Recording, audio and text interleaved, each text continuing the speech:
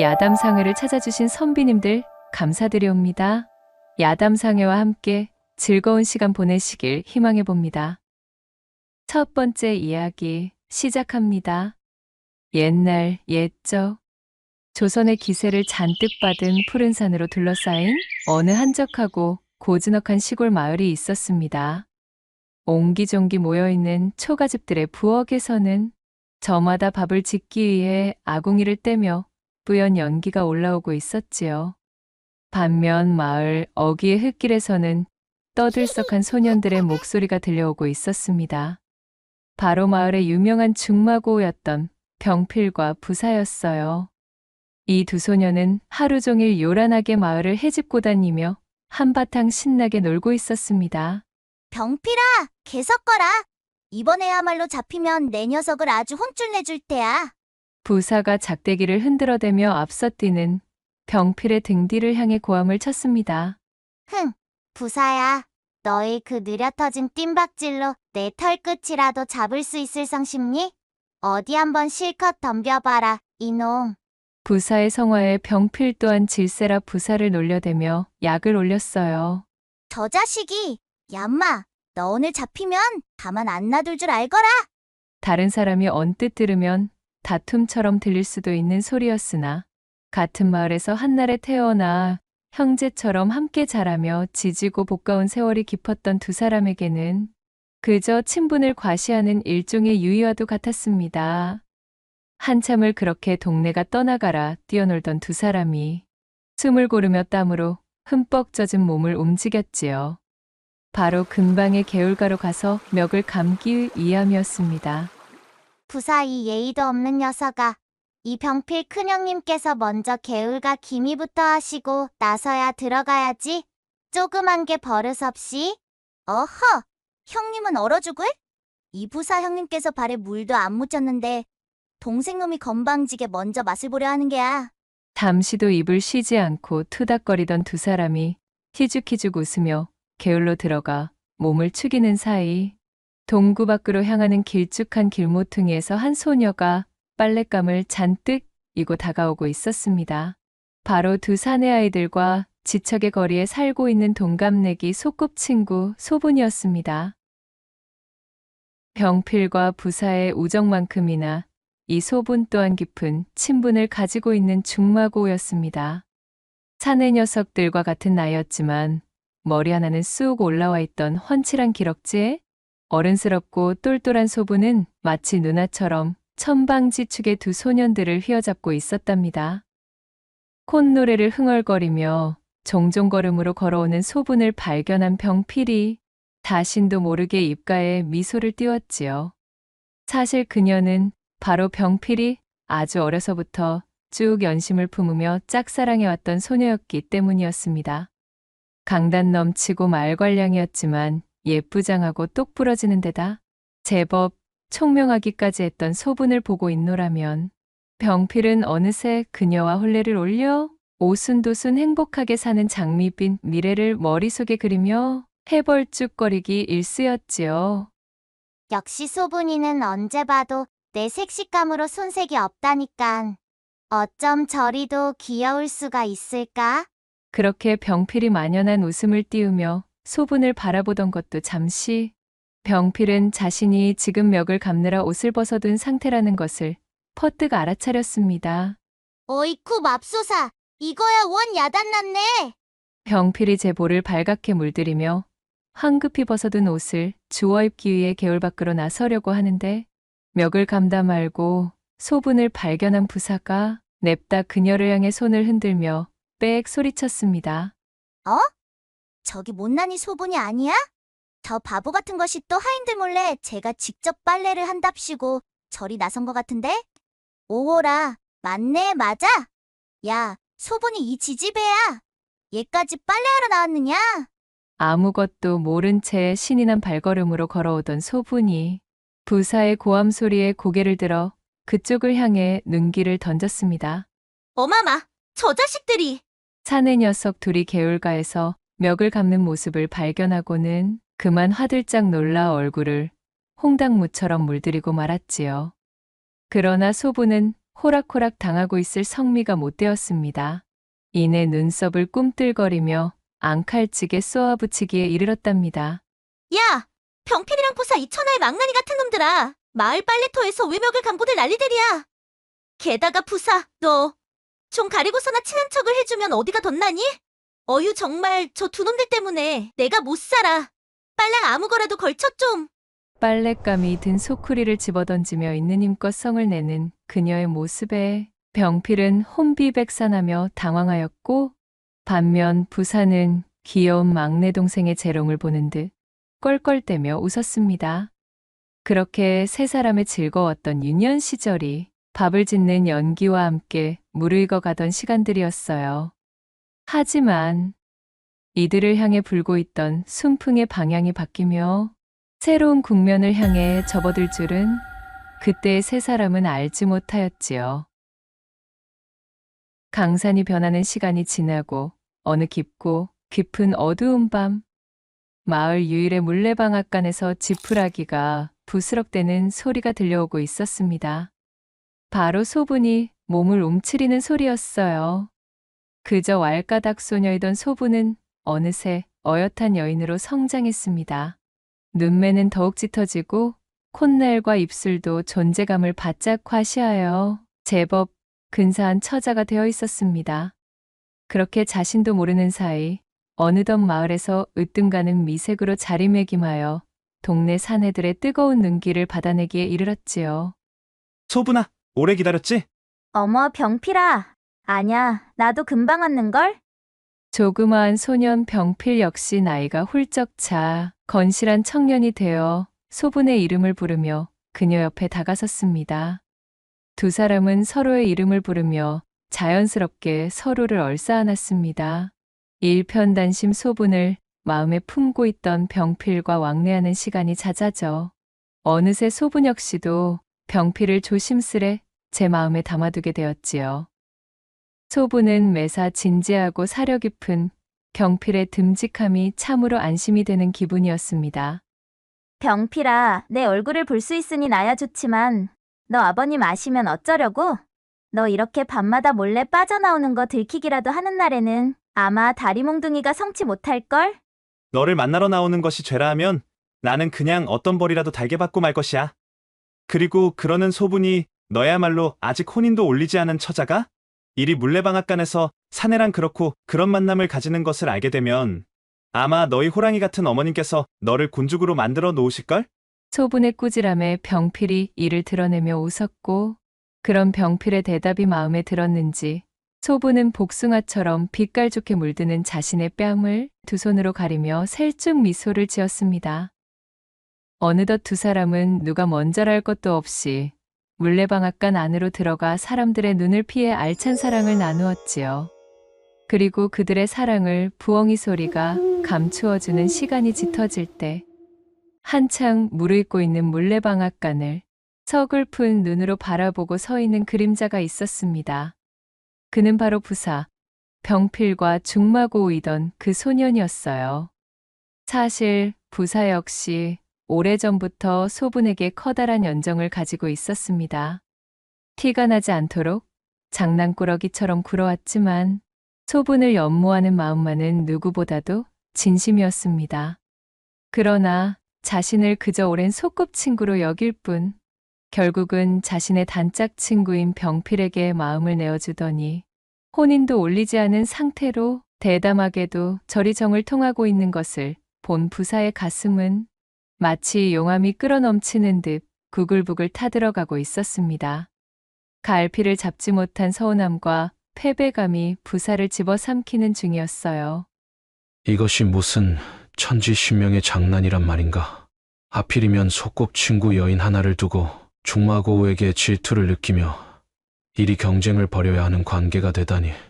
병필은 피를 나누지 않았을 뿐 나와는 형제와도 같은 소중한 친구 아니던가.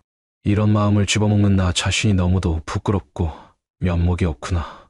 부사는 깊은 한숨을 내쉬며 몸을 돌려 물레방앗간을 빠져나와 제 집으로 돌아갔습니다. 병필은 성격이 온화하고 예의가 배어있는 데다 어릴 적부터 신원서판 또한 뛰어났기에 마을 사람들에게 신임을 받고 있는 유망한 청년이었습니다. 부사 역시도 친구인 병필의 됨됨이를 알고 있었기에 소분을 향한 마음이 걷잡을 수 없이 깊어질수록 더더욱 괴로움에 힘겨워하던 중이었습니다. 도련님, 안색이 좋지 않으십니다. 어디 편찮으시기라도 하신지요. 그러던 와중 시름이 깊던 부사의 곁으로 다가온 한 여인이 진심으로 부사를 걱정하며 물었습니다. 그녀의 이름은 미애로 오갈 데 없던 천혜고아를 거두어 부산의 집안에서 일하며 지내게 해준 여종이었습니다. 아니다. 괜찮단다. 걱정하지 말거라. 허나 도련님, 쇳내가 보기에는 이리 밤바람이 매서운데 근심 가득한 얼굴로 반시진째 움직이질 않으시니 그저 너무 걱정이 되옵니다. 미애의 걱정 어린 말에도 부사는 밤하늘만 올려다볼 뿐 대답이 없었습니다. 도련님, 미애는 부사의 집안에 큰 은혜를 입었다는 사실을 늘 가슴에 새기고 있었어요. 그 마음이 무럭무럭 자라 이제는 지나칠 만큼 커졌기에 언제나 제게 따뜻하게 대해준 부사를 향한 이룰 수 없는 마음까지 남몰래 품고 있었지요. 부사를 위해서라면 미애의 충심과 연심은 무슨 짓이든 할 수 있을 지경이었습니다. 그리고 그녀는 제 주인인 부사가 무엇 때문에 이리도 힘겨워하고 있는지를 아주 잘 알고 있었습니다. 자신의 중마고우와 정을 나누고 있는 소분이라는 여인, 바로 그녀 때문이라는 것을 말이지요. 처음 그 사실을 알게 되었을 때 미애는 질투심에 휩싸여 견딜 수가 없었습니다. 감히 자신의 도련님이 품어주신 마음을 알아주지도 않고 도련님의 가장 친한 사내와 보란 듯 시시덕거리는 꼴이 너무도 분했지요. 그러다 이제는 그런 해픈 계집에게 홀랑 빠져 오랜 친우인 자신의 도련님까지 괴롭게 만드는 병필에게까지 그 분노가 닿아 있는 상태였습니다. 물론 이는 온전히 미애 혼자만의 착각이자 편견이었지만 부사를 향한 맹목적인 애정과 질투심에 눈이 먼 그녀에게는 변치 않는 진실로 굳어진 것이었지요. 한숨이 깊은 부사의 뒷모습을 바라보며 미애는 다짐했습니다. 감히 우리 도련님의 마음을 저토록 아프게 만들다니 용서할 수 없음이야. 우리 도련님은 저리도 힘겨워하시는데 그것들은 신이 나서는 방탕하게 어울리고 있다니. 도련님을 대신해서 반드시 그것들에게 복수할 테다. 이를 갈며 서슬퍼런 눈빛을 뿜는 미애의 얼굴에서는 휘영청 뜬 밤하늘의 달빛조차도 베어낼 정도의 살기가 맺혀 있었습니다. 그러던 어느 날이었습니다. 이른 아침부터 마을의 선앙당에 사람들이 모여 웅성대고 있었습니다.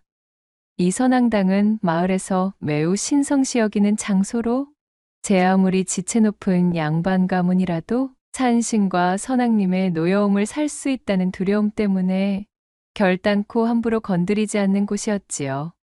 그런데도 선앙당 입구에 영험한 수령이 높은 신목 주변에 둘러져 있던 금빛 새끼줄과 장신구들이 간밤 감쪽같이 없어지지 않았겠어요.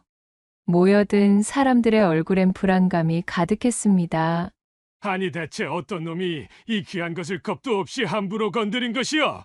이러다 신목에 부정이 옮아서는 동티라도 나버리면 마을에 화를 입기 쉽상데 말이여. 아, 그러니까 말이에요. 참말로 이것을 어쩌면 좋을지 모르겠어요. 정말! 사람들은 마을에서 신목으로 극진히 모시고 있던 나무에 둘러놓은 귀중한 금줄이 없어지자 선왕님의 화를 초래하여 마을에 큰 흉사가 닥치게 될까 두려워하였습니다. 그렇게 공포에 잠식된 마을 사람들이 사리분별이 되지 않는 상태로 흉흉한 분위기가 이어지고 있을 때 인파의 틈에서 조용히 입을 다물고 있던 미애가 슬그머니 앞으로 나서 말했지요. 제가 어젯밤 소피를 보러 밖에 나왔다가 선앙당으로 향하는 길목에서 수상한 그림자를 보았던 것도 같아요. 아니 왜야? 미애 이거사 그것이 사실이더냐? 누구냐? 누가 이런 짓을 벌였어? 얼굴을 보기라도 한 것이야. 마을에서 가장 권세가 드높던 박첨지가 녹이 서린 얼굴로 물었습니다. 한양과 개성의 고위관직자들과 거상의 연줄이 닿아 있던 그는 이 작은 마을에서 거의 절대적인 권력을 가지고 있었습니다. 게다가 자신의 부와 명예가 바로 이 선앙당과 선앙신에 대한 믿음에서 나왔다고 굳게 여기는 자였기에 반드시 범인을 잡아 치도곤을 놓으려 혈안이었지요. 미애는 속으로 씩 웃으며 말했습니다. 그것이 말씀드리기가 조금... 내 이연, 바른 대로 구하지 않으면 내 너를 매우 족쳐서라도 이 천인공노할 짓을 저지른 범인을 반드시 찾아낼 것이다. 한패거리로 엮여 신정모진고초를 겪고 싶은 것이냐? 경을 치지 않으려면 썩 그 주둥이를 여러 이실짓고 하는 것이 좋을 것이니라. 주변에 모여든 사람들도 가세하여 미애를 압박하기 시작하였고 맹목적인 공포감으로 아수라장이 된 분위기에 미애는 제 계획대로 되어가고 있음에 만족하며 거짓말을 술술 뱉어내기 시작했습니다. 아이고, 천부당만부당한 말씀입니다. 쇳내는 절대 이 일과 관련이 없으니 살려주셔요. 분명 그것은 병필 도련님이었습니다. 두 눈으로 똑똑히 보았습니다. 게다가 달빛이 내리비치던 순간에는 분명 금줄로 보이는 긴 새끼줄이 손에 들려있지. 뭡니까요? 채치어를 놀리다 경을 칠 것이 두려워. 그만 아무 말도 못하고 있었지. 뭐예요?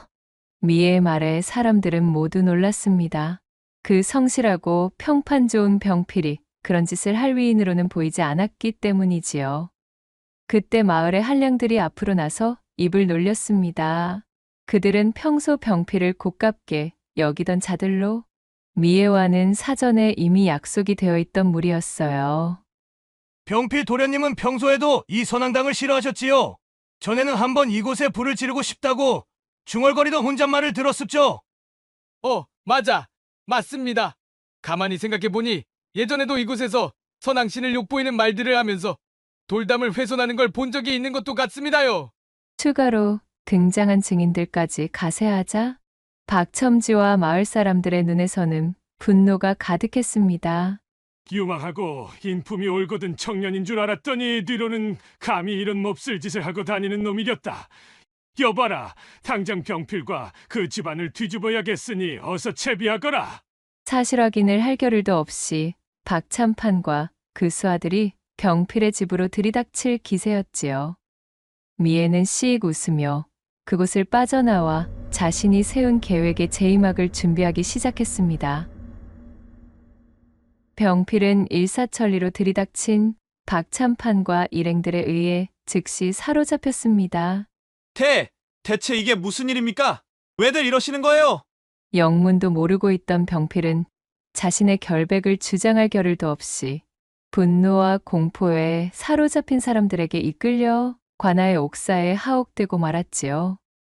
병필의 부모님은 병필이 채 청년이 되기 전 돌아가신 터라 이 소동을 말려줄 사람도 없는 형편이었습니다. 한편 소식을 들은 소부는 그야말로 사색이 되었답니다. 병필이 그런 짓을 할 리가 없어요. 무언가 단단히 잘못된 것입니다. 소부는 백방으로 뛰어다니며 마을 사람들에게 병필의 결백함을 피력하려 동분서주하였으나 사람들은 증인이 다수 있음을 근거로 그녀의 말을 믿어주지 않았습니다. 게다가 미애의 사주를 받은 왈패들이 저작거리 곳곳에서 지속적인 험담과 거짓으로 마치 병필을 범인처럼 묘사해 두었기에 저작거리는 이미 병필이 진범인 것이 기정사실화되어 있었어요. 소분 홀로 이 거대한 오해를 풀기엔 역부족이었습니다. 이대로는 사람들에 의해 병필이 잘못될 수도 있다는 절망감에 눈물범벅이 된 소부는 부사를 찾아왔습니다. 제발 부사야. 내가 좀 나서줘. 너희 가문이라면 마을 사람들의 신임을 얻을 수 있을 거야. 병필이 그런 짓을 꾸미지 않을 사람이라는 건 부사 내가 더욱 잘 알지 않아? 소분아, 이 일단 진정해봐. 이러다 너까지 잘못되겠구나. 창백해진 소분을 부축하며 부사가 말했지요. 부사의 눈에 비친 그녀의 모습은 턱 밑까지 닿은 숨을 헐떡이며 오로지 병필을 위해 악에 바쳐 애를 쓰고 있었습니다. 눈물로 얼룩진 소분의 얼굴은 가녀리면서도 애틋했고 또한 지독하게도 아름다웠으며 단 한 번도 자신에게는 보여준 적이 없는 표정을 하고 있었습니다. 이런 빌어먹을. 처음에는 이 거대한 오해에서 비롯된 촌극을 바로잡아 중마고를 곤경에서 구하고자 하는 마음이었으나 소분의 이 모습을 본 부사는 문득 엄청난 질투심이 자신을 덮치고 있음을 깨달았습니다. 병필을 위해 이토록이나 진심이며 자신은 돌보지 않는 그녀의 모습에 병필에 대한 막연한 부러움, 질투, 분노, 그리고 말로 형언할 수 없는 감정들이 소용돌이치고 있었습니다. 그렇지만 병필이 진짜 범인이 아니라는 증거가 있는 것도 아니자. 소분이 너도 잘 알고 있겠지만 마을 선앙당과 관련된 죄인들은 우리 고을에서는 중죄인으로 취급되는 사안이야. 이런 일에 잘못 뛰어들었다가는 병필을 두둔한 너나 나까지도 화가 번질 수 있다는 걸 알아야 해. 뭐? 지금 그게 무슨 소리야? 부사 너 진심으로 하는 말이니? 다른 사람은 몰라도 부사 너만은 병필이를 믿어줘야지. 우리는 오랜 친구잖아. 잊었어? 오랜 친후? 소분의 날선 대답을 들은 부사의 심장에 벼락이 치듯 비수가 내리꽂혔습니다. 서로가 오랜 친구였으면서 나와는 그저 친구일 뿐이면서 병필과는 이토록 사력을 다해 정을 통하고 있는 관계로 나아간 그녀가 부사는 너무나 야속해서 견딜 수가 없었습니다. 그래, 소분이 너한테 나는 그저 친구일 뿐이겠지. 부사야, 대체 왜 이래? 아니, 아무것도 아니야. 아무튼 내가 무슨 수를 써볼 테니까 소분이 너는 일단 집으로 돌아가도 오케이. 너도 당분간은 몸을 사려야 해. 긴 싸움이 될 테니까 말이야. 병필이를 구하겠답시고 섣부르게 행동했다가는 오히려 악수가 될 수도 있어. 울고불고 난리가 난 소분을 달래 겨우 집으로 돌려보낸 부사는 한동안 그 자리에 서서 터덜터덜 돌아가는 소분의 뒷모습을 지켜보고 있었습니다. 가늘게 떨리고 있는 그녀의 어깨가 부사의 마음을 찢어놓고 있었지요. 참으로 얄궂은 운명이로구나. 대체 나는 어찌하면 좋단 말인가. 부사는 깊은 한숨을 쉬며 하늘을 올려다보았습니다. 그리고 멀찍이서 처음부터 끝까지 부사와 소분의 모습을 숨어 지켜보고 있던 미애는 표독스러운 얼굴로 이를 갈며 중얼거렸습니다. 도련님을 위해서라도 저 망할 것들을 결단코 요절내겠어요. 이제 곧입니다. 조금만 기다려주셔요, 부사 도련님. 다음 날 소분은 자신의 집 마루 위에 가지런히 놓여있는 서신 한 통을 발견했습니다. 어라, 이게 뭐지? 웬 소신이 여기에? 소분이 서신을 집어들어 내용을 읽어보고는 깜짝 놀랐습니다. 금일 옥사에서 몰래 병필을 빼내올 예정이니 떠날 채비를 하여 마을 선앙당 신목 앞에서 기다리고 있으면 병필을 데리고 가겠다는 내용이 적혀 있었습니다. 그리하면 병필과 함께 몰래 마을을 떠날 수 있도록 조치해주겠다는 덧붙임도 있었지요. 말이 새어나갈 것을 우려하여 이 일은 그 누구에게도 발설하지 말고 절대 비밀에 붙여야 한다는 신신당부의 말도 쓰여 있었습니다. 아니, 이럴 수가. 그래. 분명 부사야. 부사가 뭔가 방법을 찾은 것이 틀림없어. 서신을 확인한 소부는 이것이 필시 부사가 전달한 밀지라 확신했습니다. 자신과 병필의 관계를 얼추 유추하고 있을 사람이라면, 그리고 병필을 위해 이리 발벗고 나설 사람이라면 부사밖에 없다는 생각이었기 때문이지요. 소부는 당장 가볍게 짐을 꾸려 보따리 하나를 만든 다음 자신의 부모님이 기거하는 쪽을 향해 큰 절을 올리고 인사를 드렸습니다. 아버지, 어머니, 이런 불효막심한 일을 저지르는 딸을 용서하세요. 하지만 저는 병필이 없으면 이미 산목숨이 아닌 것과 진배 없어요. 이대로 병필이 잘못되기라도 하면 정말 견딜 수가 없을 테니까요. 부디 두 분, 저 같은 딸은 잊으시고 만수무강하셔요. 눈물 젖은 인사로 부모님께 예를 올린 소부는 황급히 보따리를 챙겨 들고는 선앙당으로 내달렸습니다. 한편 소분이 선앙당으로 향한 지 얼마 되지 않아 부사 역시 제 방의 문고리에서 서신 한 통을 발견하게 되었습니다. 서신을 펼쳐 확인한 내용은 이러했습니다. 병필이 누명을 벗을 수 있는 방법을 찾았으며 그가 목숨을 보전할 수 있게만 도와준다면 앞으로는 부사의 여자로 살아가겠다는 내용이 적혀 있었습니다. 더불어 그 각오를 확인하고 싶으면 오늘 밤 3경에 혼자 물레방앗간으로 나오라는 추신도 함께였지요. 설마 소분이 내 마음을 드디어 눈치챈 것인가? 근데 어쩌자고 이런 서신을 보내온 겐가? 이 녀석 조용히 집에서 기다리고 있어 이러거늘 대체 무슨 생각을 하고 있는 거야? 서신을 보낸 사람이 분명 소분이라 여긴 부사는 그 길로 불이 나게 소분의 집으로 달려갔습니다. 허나 그녀는 이미 익명의 서신을 받고 선앙당으로 향한 이유였지요. 소분이 집에 없음을 확인한 부사는 그녀가 서신의 내용대로 물레방앗간을 향해 있으리라 멋대로 짐작했습니다. 역시 부자라는 것은 필시 지금쯤 물레방앗간으로 향해 있겠구나. 그렇다면 내게 이 서신을 남긴 사람은 소분이 확실하군. 그 길로 집으로 돌아온 부사는 긴장과 설렘, 그리고 막연한 걱정 때문에 초조하게 시간을 보냈습니다. 약속된 3경의 시각, 달빛도 구름에 가린 어둠을 뚫고 부사는 황급히 물레방앗간으로 향했습니다. 그의 심장은 그 어느 때보다도 요동을 치고 있었어요. 문을 열고 들어서자 실내 역시 쾌쾌한 먼지 냄새와 어둠으로 가득 차 있었지요. 소분아, 나야. 부사. 너 여기에 있는 거 맞지? 부사가 소분의 이름을 부르짖음과 동시에 손으로 더듬어가며 안으로 들어서는데 그의 손목을 부드럽게 잡아채는 손길이 느껴졌지요. 여인의 소나기가 느껴진 부사가 반갑게 소분의 이름을 부르려는 찰나였습니다. 소분.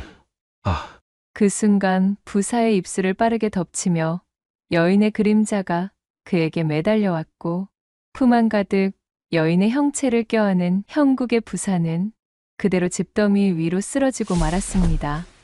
소분아, 잠깐만. 내 말부터 좀 들어봐. 이러면 안. 부사가 제품에 매달린 그림자를 떼어내며 외쳤으나 그럴수록 그림자는 더욱 부사의 품 안을 파고들며 그를 완강히 껴안고는 입맞춤을 해댔습니다. 꿈에 그리던 소분을 제품에 안게 되었다. 여긴 부사는 머릿속이 너무나도 어지러웠지요. 더 이상 이성을 유지할 여유도 이유도 그에겐 남아있지 않았습니다. 부사는 그대로 제품 안에 파묻혀 있는 그림자를 와락 껴안으며 그간 품어온 연심을 마치 활화산이 폭발하는 듯한 모양새로 그렇게 무아지경의 사랑을 나누기 시작했습니다. 소분아, 나는 정말이지 이날만을 기다려왔단다.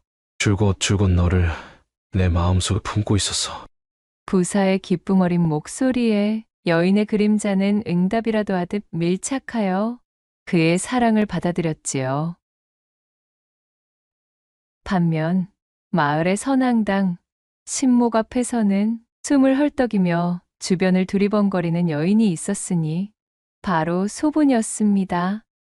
그녀는 바짝 긴장한 얼굴이 되어서는 서신의 내용대로 경필을 구출한 부사가 오기만을 기다리고 있었지요. 이윽고 저만치의 수풀에서 바스락거리는 인기척이 들려왔고 소리를 들은 소분이 반갑게 몸을 돌리며 외쳤습니다. 부사야? 부사니? 병필이는 어떻게? 그러나 반가움에 잔뜩 커진 소분의 동공을 보기 좋게 비웃기라도 하듯 그녀의 앞에 나타난 것은 경필도 부사도 아니었습니다. 바로 미애의 사주를 받아 지금까지 물밑에서 움직이던 왈패 무리들이었지요. 엄마, 진짜네? 미애 그 계집애 말 맞다나? 참말로 이 으슥한 선앙당의 겁도 없이 혼자서 나와 있구먼. 미애 그 천하의 독종이 그래도 대굴박 하나는 기똥차게 굴린다 이 말이지? 이게 도대체 웬 떡이여? 당연히 이 시간만을 기다리며 그동안 미의 그곳에 말 같지도 않은 귀찮은 부탁들을 잠자코 들어주고 있었던 것인데 안 나와 있으면 얼마나 서운할 뻔했어. 어차피 저 계집이 여기서 자취를 감춘들 지금 옥에 갇혀있는 병필이 놈과 엮일 것이 두려워 마을에서 도망친 것으로 이야기를 짜맞추면 되는 것이라고 미애가 그러지 않았는가? 그 말인즉슨 소분이 저 계집은 오늘 우리의 마음대로 요리해도 무방하다는 소리지. 그랬습니다. 이는 모두 미애가 꾸민 계략이었습니다. 소분에게 보낸 서신은 부사가 아닌 미애가 보낸 것이었지요.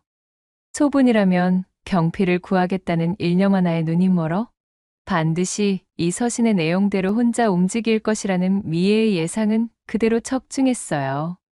이 사실을 까마득하게 몰랐던 소분은 다급한 마음에 앞뒤 확인할 생각도 없이 홀로 선앙당 앞으로 나온 것이었습니다. 왜들 이러셔요? 그 이상 다가오면 소리를 지르겠어요. 창백해진 소분이 핏기 가신 얼굴로 뒷걸음치며 그들을 향해 외쳤으나 오히려 왈패들을 자극할 뿐이었습니다. 어디 한번 질러보라지. 야심한 삼경에 아무도 찾지 않는 이런 외진 선앙당까지 제 발로 찾아와 놓고 저리도 아둔할 수가. 사내들은 흉흉한 웃음을 띠며 소분에게 다가섰습니다. 키득거리며 재빨리 다가선 왈패들은 그 길로 소분의 입을 틀어막고는 신목 뒤로 끌고 갔습니다. 그리고는 예전부터 침을 흘리며 벼르고 있던 소분에게 자신들의 음험한 욕구를 풀어대기 시작했지요.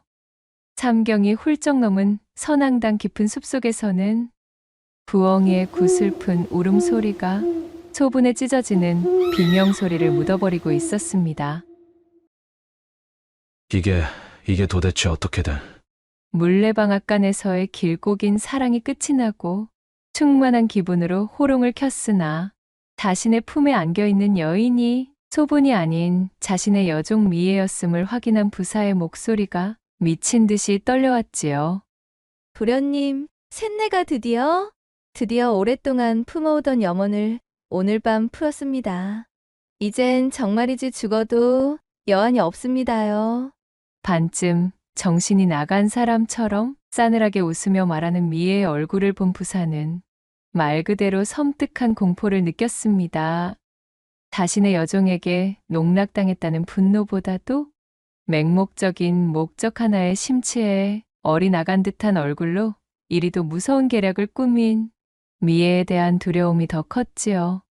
아니 설마 그렇다면 내가 꾸민 짓이란 말이냐? 이제까지의 모든 사건들이 전부 미애 너의 계략이었다는 말이더냐? 내가 어떻게 감히? 부사가 배신감에 치를 떨며 소리치자 미애가 눈알을 굴리며 대꾸했습니다. 일전에도 말씀드렸지요. 저는 도련님이 아파하시는 모습은 제가 죽는 것보다도 견디기 힘들다는 것을 말입니다요.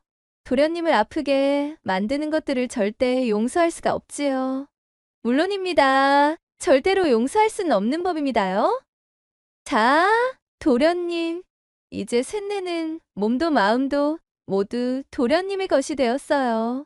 그간 도련님께서 그토록 애를 태우셨던 바로 이 물레방앗간에서 말이지요. 셋내 참으로 여한이 없습니다. 감히 양반자 제분을 탐한 천것이라고 지금 당장 목을 치셔도 저는 기꺼이 받아들이겠어요. 소분이는 지금 어디에 있느냐? 도대체 무슨 짓을 꾸민 것이야? 부사는 치밀어 오르는 화를 주체하지 못하고 미애에게 달려들었고 한참의 실랑이 끝에 미애의 저고리 속에서 사라졌던 신목의 금주를 발견했습니다. 역시 미애니라 범인이었구나. 참으로 이리도 지독할 수가. 대체 어쩌자고 선앙당의 신목을 건드린 것이냐? 진정 너에게 닥칠 화가 두렵지도 않았더냐? 도련님을 제품으로 안을 수 있었는데 그까짓 화가 무엇이 두렵겠어요. 자, 도련님. 이제 도련님의 마음을 아프게 한 그 잡것들은 싹 잊고 저와 함께 새로운 삶을 꾸려나가요. 저라면 도련님이 원하시는 것은 그 어떤 것이라도 따를 준비가 되어 있어요. 셋내는 도련님만의 것이어요. 자, 어서요. 초점 잃은 눈동자로 두 팔을 벌리며 부사를 향해 외치는 미애의 모습에 부사는 그만 새파랗게 질려 혀를 내두르고 말았습니다. 그는 몸을 일으켜 물레방앗간을 나서며 소리쳤지요. 당장 소분이 어디 있는지 고하지 않으면 나는 이 자리에서 혀를 깨물어 버릴 것이야. 그러니 어서 말하거라. 소분은 어디에 있느냐? 이렇게는 아니 된다. 이것은 일어나서는 아니 되는 일이었단 말이다. 정신을 차리거라, 미애야. 그 말과 함께 부사가 입술 바깥으로 혀를 빼어무는 신용을 하자 부사를 쫓아나오던 미애가 크게 움찔하며 바닥에 무릎을 꿇고 외쳤습니다. 아니 됩니다. 도련님. 말할게요. 말하겠습니다. 제발 옥체의 상처를 내지 마셔요. 미애는 그간 자신이 꾸민 계획과 소분의 위치를 몽땅 털어놓았습니다. 미애의 말을 모두 들은 부사는 깜짝 놀라며 몸을 돌려 선앙당을 향해 뛰어가 버렸지요. 일말의 지체나 망설임도 없이 자신을 버려두고 선앙당을 향해 달려가는 부사의 뒷모습을 본 미애는 쓰디쓴 웃음을 지으며 중얼거렸습니다. 마지막 순간까지도 도련님은 그 잡것의 안위를 걱정하시는군요. 허나 도련님은 오롯이 제가 먼저 품게 되었으니 이것으로 도련님은 영원히 저의 것이 되었습니다. 쇳내는 그것으로 모든 목적을 이루었어요. 앞으로도 쇳내는 영원히 도련님의 곁에 남아있겠어요. 차갑게 웃음을 뱉은 미애는 품속에 있던 금주를 꺼내들고는 물레방앗간의 대들보를 올려다보았습니다. 잠시 후 물레방앗간에서는 둔탁한 소리가 들려왔고 이후로 미애의 인기척은 들리지 않았습니다. 한편 부사는 선앙당으로 향하는 길목에 서서 때마침 마주친 마을의 술라대원에게 간략히 사정을 설명했습니다. 지금까지 일어난 마을의 사건에 관한 내막과 진범, 그리고 현재 선앙당에서 큰 화를 입었을지도 모르는 소분에 대한 이야기를 전해주었습니다. 자신이 선앙당으로 향하는 동안 관아에 이를 알려 관졸들과 함께 와달라 부탁한 부사는 정신없이 내달려 선앙당으로 향했지요. 제발 무사히만 있어다오. 부사는 한때나마 그릇된 마음을 품어 미애에게 속아 욕심을 부린 것으로 인해 소분에게 화가 미칠 것이 견딜 수 없이 두려웠지요. 그는 달리는 동안에도 소분이 무사하기만을 빌고 또 빌었습니다. 이윽고 선앙당의 신목 앞까지 도착한 부사가 턱 밑까지 차오른 숨을 거칠게 몰아쉬며 정신없이 소분의 이름을 불러대었습니다. 소분아, 어디에 있느냐? 소분아. 자신의 부름에도 아무런 대답도 없이 쥐죽은 듯 고요하기만 한 숲속의 스산함이 부사의 심장을 옥죄어오고 있었습니다. 그렇게 신목 뒤를 돌아서려는 바로 그때 맙소사, 이게 어찌된 일인가요? 하마터면 부사는 너무 놀라 까무러칠 뻔하였습니다. 신목의 굵은 나뭇가지들이 마치 촉수처럼 수풀을 향해 뻗어나와 있었고 나뭇가지 끝에는 소분을 헤아려던 왈패 두 사람이 마치 그물에 걸린 물고기처럼 온몸이 나뭇가지에 엮여 혀를 길게 빼물고 싸늘한 주검이 되어 있었던 것이지요. 괴이하고 흉측하기 이를 데 없는 현장의 모습에 부사는 엉덩방아를 찍고 말았고 그러다 문득 저 앞에서 정신을 잃은 채 쓰러져 있는 소분을 발견하였지요. 소분아. 부사가 기어가다시피 소분을 들쳐안으며 외쳤고 잠시 후 소분은 가늘게 눈을 뜨며 정신을 차렸습니다. 그녀의 얼굴은 창백하게 질려 있었지요. 부사야. 대체 이게 어찌된... 부사가 소분을 안아들며 그녀의 상태를 살펴보자 옷매무새가 조금 흐트러지긴 했지만 상처난 곳이나 험하게 다뤄진 모습은 보이질 않았습니다. 소분아, 괜찮니? 다친 곳은 아무 일도 없었던 게야? 분명 큰일을 당할 뻔하였는데 그 순간 신목이... 소분은 어지러워하면서도 몸을 일으켜 신목을 가리켰고 그 순간 신목의 주변에는 스산하고도 섬뜩한 바람이 신목과 선앙당을 휩쓸며 지나갔지요. 선앙당의 부정한 일을 저질러서 그만 신목에게 화를 당한 거야. 부사는 왈패들의 주검을 바라보며 낮게 중얼거렸고 이윽고 길목 끄트머리에서 횃불이 일렁이며 관졸들과 마을 사람들이 뛰어오는 소리와 함께 두 사람은 그만 정신을 잃고 혼절하고 말았습니다.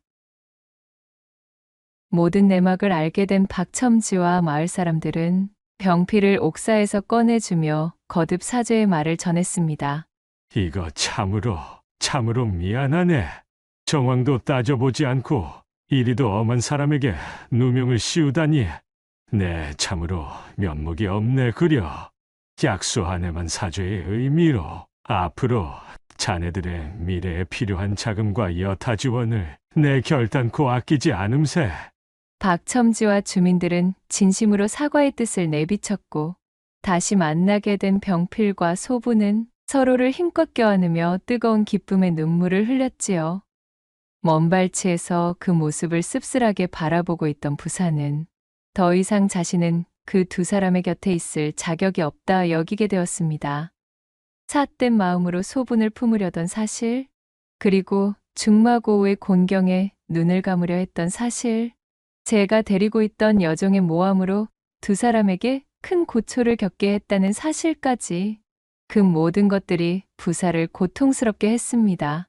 부디 행복하길 바란다. 병필아 그리고 소분아. 부사는 병필과 소분의 진심 어린 행복을 빌며 그 길로 출가를 하여 속세를 등지고 깊은 산속의 암자로 들어가 승려의 길을 걷게 되었습니다.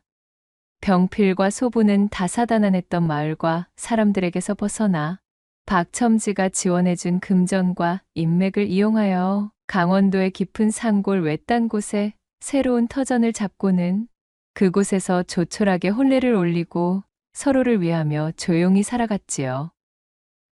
한편 미애가 눈을 감았던 물레방앗간에는 꽃잎이 아주 새빨간 들꽃이 하나 피어올랐는데 아주 먼 훗날 속세를 등진 부사가 눈을 감을 무렵 그가 지내던 암자에는 이 들꽃과 똑 닮은 꽃들이 암자의 주변을 붉게 물들여 수놓았다고 전해지며 그 뿌리가 참으로 깊고 깊어 어지간한 장정들이 뿌리를 뽑으려 해도 쉽지가 않았기에 사람들은 이 새빨간 꽃을 두고 혈루아라 불렀다는 후문이 옵니다. 두 번째 이야기 시작합니다. 옛날 옛적 조선시대의 한 작은 산촌 마을이었던 병리골에서 길을 지나가고 있는 웬 선비 하나를 두고 고을 생원 두 명이 신바람 나게 수군거리고 있었습니다. 어이구, 저것이 누구신가? 우리 마을에서 가장 유명한 총각 백면 선생께서 이리도 오래간만에 행차를 하셨구만 그래. 오라! 저치가 바로 그 유명한 백면서생 협택이로구만. 기생 오라비가 따로 없을 정도로 허여멀거나니 거 참으로 곱구만 고아. 저리도 고아 마음에 차는 여자가 없으니 아직도 총각인가? 그들의 목소리에는 누가 봐도 아기가 가득한 조롱이 숨어 있었지요. 주거니 받거니 흥이 오른 그들의 대화는 점점 그 정도가 심해지고 있었습니다. 예끼, 이 사람 건웅이 지나치지 않은가? 하지만 말이야, 바른 말이지. 사실은 나도 궁금하기는 하다네. 사지가 멀쩡한 사내가 그래 저 나이를 먹도록 아직도 총각이라니 말이야. 우리가 모르는 어디 한 군데가 고장나 있는 게 아닌가 하는 의심이 든단 말일세. 이런 싱거운 사람을 보게나 허나 말이 나왔으니 말인데 어디 그뿐이겠는가? 벌써 6번째인가 7번째인가? 과거에 연달아 낙방하고 있다지 아마? 허참 글쎄, 그렇다는구먼. 사시사철 손에 책만 붙들고 놓지를 않는다는데 허이거야 원. 참으로 희한하기가 그지없는 일일세 그려. 으아하, 어허, 이 사람 거 지나가는 백면서생이 듣겠네 그려. 그런데 따지고 보면 사실 저 정도라 한다 하면 허심탄회하게 말해서 벼슬길엔 영 재능이 없는 것이 아니던가? 하늘조차도 저자의 벼슬을 원치 않는다고 보는 것이 타당하겠지. 이렇듯 두 사람이 배를 잡고 깔깔거리며 놀리는 상대는 다름 아닌 바로 이 병리골에서 두 가지로 유명세를 가진 선비 협택을 향한 험담이었지요. 우선 첫 번째로 협택은 백면서생으로 유명하였는데 백면서생이란 얼굴이 하얀 서생이라는 뜻으로서 바깥 활동을 일절하지 않고 오로지 집에 틀어박혀 글만 읽으며 세상의 일에 경험이 부족한 일을 뜻하는 말이었습니다. 협택은 이 백면서생이라는 말이 이토록 잘 어울리는 인물이 또 있을까 싶을 정도로 찰떡인 사람이었답니다. 그리고 나머지 두 번째로 이 협택은 곱상하고 허여멀건 외모와는 다르게 찰대로 찬홍기를 넘어 무르익어가고 있던 노총각이었습니다. 글자 나부랭이를 읊던 선비들 중 여색을 멀리하는 호인들도 있기는 한 법이었지만 이 협택은 그야말로 여자와는 손목 한번 맞대본 일이 없는 숙맥 중의 숙맥이었지요. 여자의 앞에만 서면 식은땀이 온몸을 지배하고 숨이 가빠와 호흡이 불안정해졌으며 동공은 지진이라도 난 듯 들곳을 잃어 파르르 떨리기까지 하였으니 이 모습을 알고 있던 고을의 선비들이 협택을 사내 망신은 혼자서 다 시키는 반푼이로 여기는 것도 무리가 아니었습니다. 게다가 그런 이력들과 함께 번번이 낙방하는 과거 시험의 이력까지 가지고 있었으니 아주 놀리기 손쉬운 먹잇감이 되어 있었던 것이었지요. 지금이라도 늦지 않게 서둘러 밭 깔고 땅 고르는 농사 기술이라도 좀 배우셔야 되는 거 아니려나 모르겠네. 그려. 으아하, 내 말이 바로 그 말 아니던가. 말이 선비지 저러다 입에 풀칠도 못하고 나자빠지기 딱 좋지 무엇인가. 그 공부만 붙잡고 있는다 하여 어찌 쌀이 나오겠는가? 떡이 나오겠는가? 아니라면 차만 여인네라도 나오겠는가? 와! 이 협택이 오늘처럼 어쩌다 고을 어기라도 지나칠 때면 그를 발견한 고을의 생원이나 진사 같은 선비들이 저마다 한마디씩 협택을 향해 들으라는 듯 쑥덕거리기 일쑤였습니다. 매사 소심하고 원체 타인과 다투는 것을 즐기지 않는 성미였던지라 수컷스러움이 부족한 곱상하고 여린 협택의 외경까지 더해지니 사람들이 그를 낮잡아 보는 데에 한몫 거들고 있었던 것이지요. 협택은 자신을 향해 가감없이 날아오는 그들의 비아냥을 짐짓 들리지 않는 척 헛기침을 하며 무시하였습니다. 그 모습을 본 선비들의 웃음소리가 더욱 커지자 협택은 한숨을 쉬고는 고개를 숙이고 발걸음의 속도를 높여 빠르게 지나쳐버렸지요. 올해의 급제자 발표가 끝나고 응시자들이 모두 돌아가 한산해진 과거 시험장, 기운 빠진 걸음으로 터벅터벅 나서는 이가 하나 있었으니 바로 협택이었습니다. 내 이다지도 열심히 책을 들여다본들 무슨 소용이겠는가. 과거 시험장에 당도하여 시제로 나오는 글자만 보았다 하면 내 머릿속이 마치 새하얀 화선지가 된 것 마냥 텅텅 비어버리니 말이야. 이게 도대체 어찌된 변고인지 참으로 답답한 노릇이구나. 잡아둔 주막의 방으로 돌아온 그는 근심 어린 좌절을 섞은 한탄을 구슬프게 읊고 있었습니다. 자신을 향한 마을 사람들의 비아냥이 허튼 소리는 아니었던 것이 협택은 도통 과거길에만 오르면 제 본 실력을 펼치지 못하는 이상한 불운함을 가지고 있었기 때문에 연일 낙방의 고배를 마시고 있던 선비였지요. 수많은 밤을 새며 무수히 많은 나날 동안 그렇게 열심히 공부하였으나 곳간에 쌀 가마를 재듯 머릿속에 쌓아놓았던 그 많은 시제와 답안들은 과거 시험 당일 꼭 중요한 그 순간 써내려가야 될 때가 되면 새하얀 백지가 되어 날아가 버리고 말았습니다. 7.8기의 자세를 종용하던 이들도 이러한 낙방의 맛을 겪어온 것이었을까요? 그리하여 그런 멋은 있어 보이나 쓸모는 없는 말을 만들어낸 것이었을까요? 이번이 정말로 마지막 기회라고 생각했던 7번째 과거에 또 낙방을 하고만 협택의 실망감은 말로 다 할 수 없는 지경이었습니다. 그리하여 큰 한숨으로 방을 채우고는 이 지긋지긋한 공부를 때려치우기로 마음을 먹었습니다. 고향으로 돌아가면 자신의 책들을 모두 아궁이에 던져 넣고 불쏘시개로 만들어 불태워버릴 작정이었지요. 고을 사람들의 말이 하나 틀린 것이 없도다. 이리도 열심히 문을 두드렸으나 손에 쥐지 못한다는 것은 예게는 재능이 없다는 말과 같은 게지. 협택은 답답한 마음에 밖으로 나와 한양의 한허름한 주막에서 쓰디쓴 고배의 잔을 마셨습니다. 그는 무겁게 마음을 짓누르던 과거 시험의 악몽을 떨치려 평소 입에도 대지 않던 탁배기를 연거푸 들이키고 있었지요. 이제 모든 걸 포기하고 낙향하면 내 언제 다시 이 한양에 발을 들여보겠는가. 내일부터는 그저 마음의 짐을 내려놓고 노자가 떨어질 때까지 여기저기 구경이나 다녀보아야 하겠구나. 이제 과거 시험도 포기한 마당에 이 드넓고 국적이는 한양 땅을 언제 또 밟아보랴 싶어진 협택은 날이 밝자마자 짐을 꾸려 나들이 길에 나섰습니다. 자신을 과거 시험에 낙방시킨 한양 바닥이 웬수같이 느낄 법도 하련만 이곳저곳 풍물 가게들을 둘러보다 보니 협택은 배알도 없이 눈에 쌓이는 즐거움에 그만 자신도 모르게 신바람이 들었습니다. 그렇게 한참을 한양의 저작거리를 헤매며 나들이 산매경에 빠져있던 중 행락객들이 빠져나간 으슥한 골목에서 차림새가 허름한 초로의 노선비 한 명이 쓰러져 있는 것을 발견하였지요.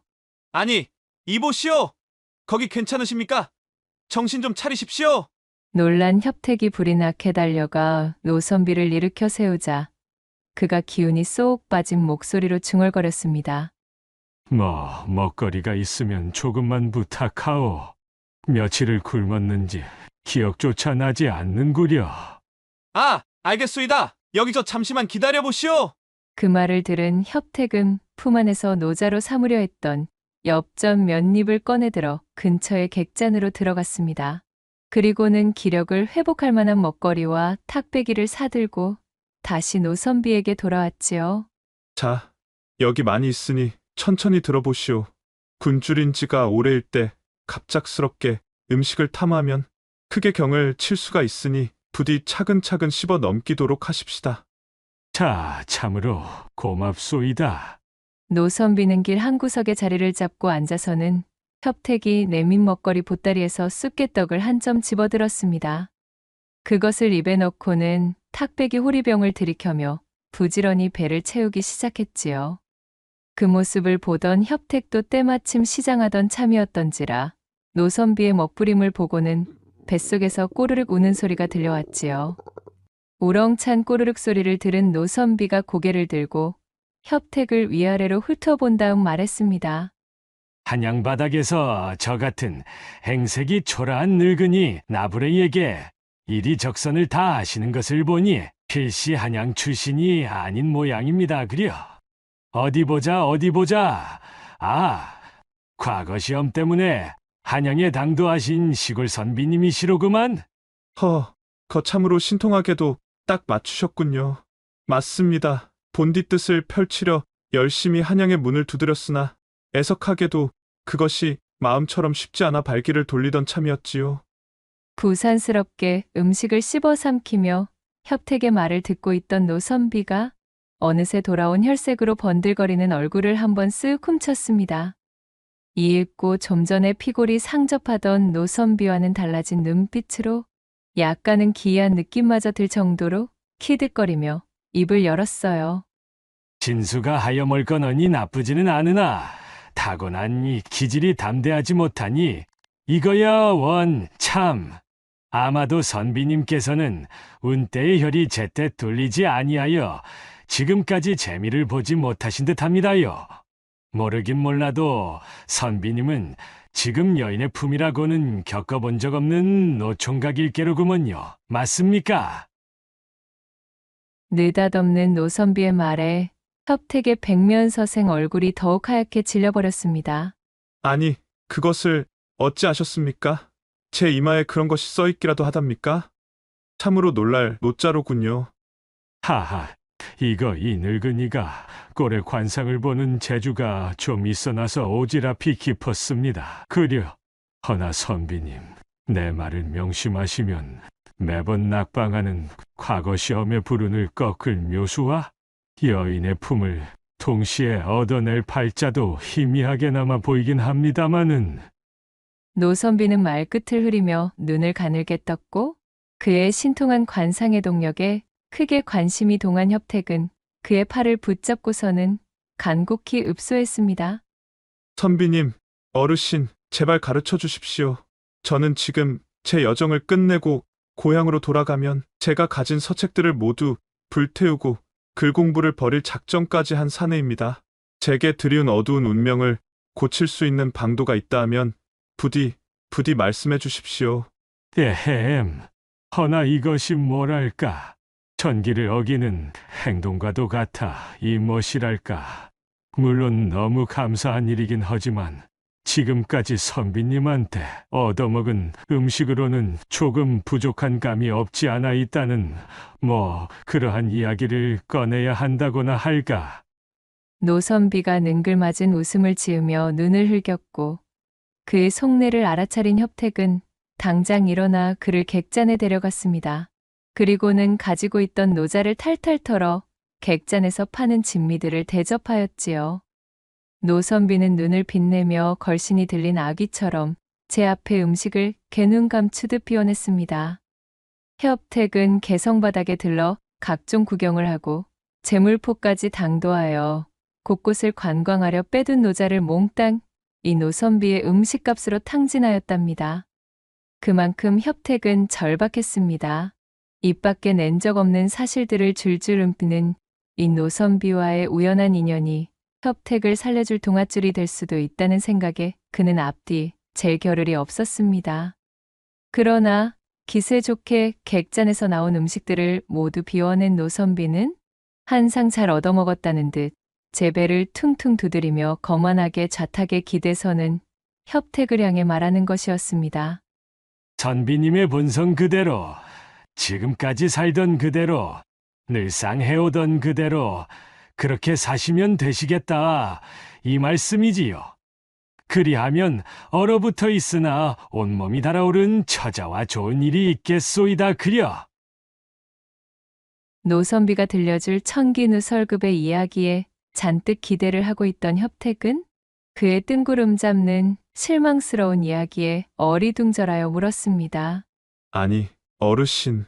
지금까지 살아온 대로 지내라니 그것이 정령 천기를 어길 정도의 숨겨진 비법이랍니까? 요 모양 요 꼴로 지내온 인생을 좀 바로잡고자 여쭌 것인데 하던 대로 하라는 것이 대체 무슨 말씀이십니까? 게다가 얼어붙은 어쩌고에 달아오른 어쩌고는 또 뭐랍니까? 좀 더 자세한 설명과 확실한 해결책을 원했던 협택이 고개를 들어 노선비에게 따지려 들었으나 맞은편에 앉아 있어야 할 노선비는 거짓말처럼 자취를 감춘 뒤였습니다. 객잔 어디를 둘러봐도 노선비의 모습은 보이질 않았어요. 협택은 제가 가진 노자를 모두 털어 노선비에게 값비싼 먹거리들을 접대하였음에도 손에 쥔 결과 없이 그저 한양서 눈뜨고 코를 베었다는 생각에 허탈하여 쓴웃음을 터뜨리고 말았지요. 헛, 나원 이거야. 신통한 관상쟁이인 줄 알았더니 시골 선비 뒤통수를 후려먹는 무전취식 사기꾼이었단 말이던가. 하다하다 이제는 허름한 노선비조차도 나의 이타심과 착한 심성을 이용해 먹는구나. 아니지. 요즘 같은 세상에 남을 위해 어질게 굴고 있는 나 자신이 오히려 바보 같은 사람일지도 모르겠군. 아주 좋은 공부를 했다 손치고 비싼 학창료를 지불하였다 여기고 말아야겠구나. 한양바닥은 역시 무서운 곳이야.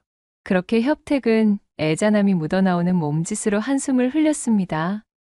이윽고 객잔에서 몸을 일으켜 굶주린 배를 움켜쥔 협택이 노신사가 남긴 탁배기가 든 호리병을 챙겨들고 천천히 객잔에서 걸어 나오자 날씨는 어느새 가벼운 눈발이 날리고 있었습니다.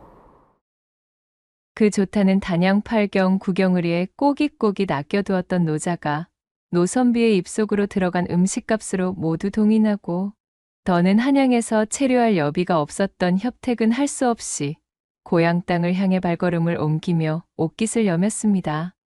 그렇게 중령까지 당도하여 고개를 넘으려는데 축 처진 협택의 어깨 위로 굵은 눈발이 떨어지기 시작했지요.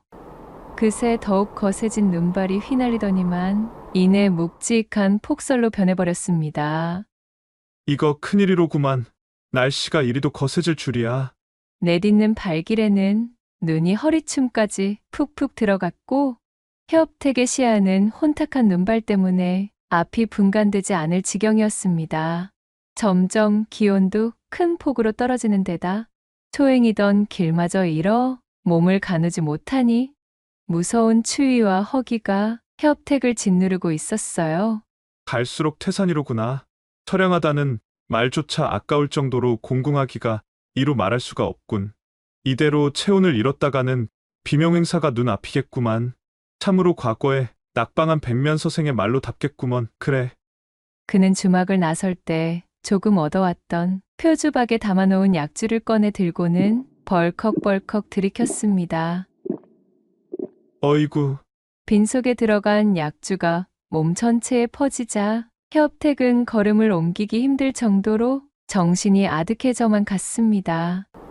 몽롱한 발걸음을 놀려 길 닿는 대로 걸어대기를 반 시즌쯤 지났을까요? 협택은 더 이상 눈발이 날리는 겨울의 고개를 넘을 수 있는 상황이 아니었습니다. 몽땅 소진한 체력과 얼큰하게 달아오른 술기운, 그리고 하는 것마다 풀리지 않는 자신의 신세까지 될 대로 되라는 식의 마음이 협택을 지배하고 있었지요.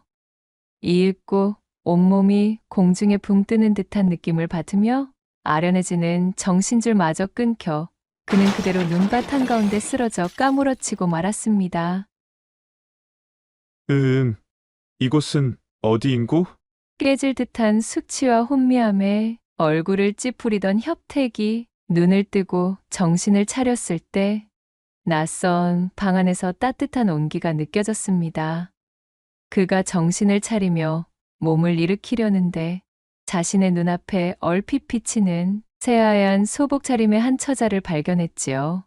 맨정신의 협택이었다면 처자를 상대로 말 한마디 제대로 꺼내기도 힘들었겠지만 지금의 그는 몽롱함에 제정신이 아니었습니다. 이보시오. 당신이 나를 구제한 것이오? 참으로 감사하기 그지없는 일이구려. 정말이지. 그대가 아니었으면 이 엄동설 안에서 영락없이 통장이 될 뻔하였거늘. 밀려오는 두통을 애써 참으며 협택이 처자를 향해 감사를 표했습니다. 하지만 의뢰 처자 쪽에서 들려와야 할 겸양의 인사 같은 것은 일절 없었습니다. 숨소리 하나 들리지 않는 스산한 정막만이 협택을 맞이할 뿐이었어요. 이를 이상하게 여긴 협택이 고개를 들어 처자를 바라보았습니다. 그녀는 핏기 하나 없이 새하얀 피부에 이승의 사람인지 저승의 사람인지도 구분할 수 없을 정도로 기가 막힌 몽롱한 기운을 뿜고 있는 것이었습니다. 저기, 이보시오. 뭐라 대꾸를 좀 해주지 않으시겠소? 그리 섬뜩하게 입을 닫고 계시니 내가 꼭 망자와 이야기하는 사람 같구려. 주변에는 아릿하게 퍼진 향내음이 협택의 코를 간지럽히고 있었지요. 그 와중에도 여전히 아무런 반응도 없는 처자의 낯빛을 읽으려니 어쩐지 온몸의 기운이 빠진 듯한 감각에 제 뜻대로 움직여지지 않는 것이 허우적대며 물속을 거니는 느낌이 든 협택은 의아한 기분으로 생각했습니다. 기이하도다. 이것이 꿈인가, 생시인가? 어쩌면 나는 벌써 죽어 나자빠져 저승의 문턱을 밟은 것일지도 모를 일이구나. 뭐가 뭔지 알 수 없는 몽롱함에 취해 불현듯 자신의 신세가 비참해진 협택은 피식 웃으며 이 종잡을 수 없는 어지러운 상황을 그저 받아들이기로 마음먹었습니다. 바로 그때였어요. 줄곧 아무런 말도 없던 처자가 협택의 곁으로 다가오며 그의 가슴팍에 자신의 손을 척 얹는 것이 아니겠어요. 그리고는 어루만지듯이 손을 움직여 협택의 몸을 훑어나가는 것이었습니다. 처자의 손길을 받아내던 협택은 고개를 끄덕이며 생각했습니다. 자신 같은 비루한 숙맥의 백면서생에게 이리도 저돌적인 행동을 취할 처자가 있을 리 없고, 그리하여 이것은 한바탕 기이한 꿈속의 일부일 것이라고 말이지요. 이보시오, 처자. 나는 이제 모르겠소이다. 이것이 꿈이든 생시이든 이승이든 저승이든 고배만 마셔온 내 인생이 그저 우습기에 한 번쯤은 내 마음대로 해볼 작정이오. 내 목숨을 구해주셨으니 기왕 구해주신 김에 조금만 더 적선하는 셈 치시고 이 못난 놈의 이판사판을 받아주시구려. 그렇게 현실이 아니라는 확신의 용기를 잔뜩 얻은 협택은 방 안 가득 깔려있는 진한 향내음을 크게 한번 들이켰습니다. 그리고는 방 한쪽에 어슴풀에 켜져 있던 송화를 끄고 처자의 곁으로 다가섰지요. 그리하여 비몽사몽 간에 사랑을 나누게 된 협택. 한참이나 실랑이를 벌이며 얼렁뚱땅 일을 치르고 있는데 무언가 이상해도 단단히 이상했습니다. 그것 참. 이것이 무슨 조화인지. 협택이 땀이 뻘뻘 흐를 만큼 열성을 다해 갖은 음양의 조화를 부리는데도 자신의 품에 파묻힌 처자의 몸은 마치 동태 마냥 차갑기 그지없었습니다. 칼바람이 부는 얼음장에 갇힌 마냥 서늘한 냉기가 감돌고 있지 뭐겠어요. 이리도 격렬히 합판을 치르고 있음에도 불덩어리가 되어 타올라야 할 자신과 처자의 육신은 냉랭한 기운이 뿌리 박혀 좀채 불이 붙을 생각을 하지 않는 것이었어요. 그야말로 이승의 감각이 아니었지요. 두려움과 기묘함이 공존하는 합일에 마침내 마지막 순간에 당도하고는 털썩 쓰러지고 말았는데요. 그렇게 눈도 제대로 뜨지 못한 협택이 비몽사몽 간에 합판을 하고 나자 처자는 이제 그만되었다는 듯 자신의 옷가지를 주워 입고는 협택의 옷도 정성스럽게 입혀주었습니다.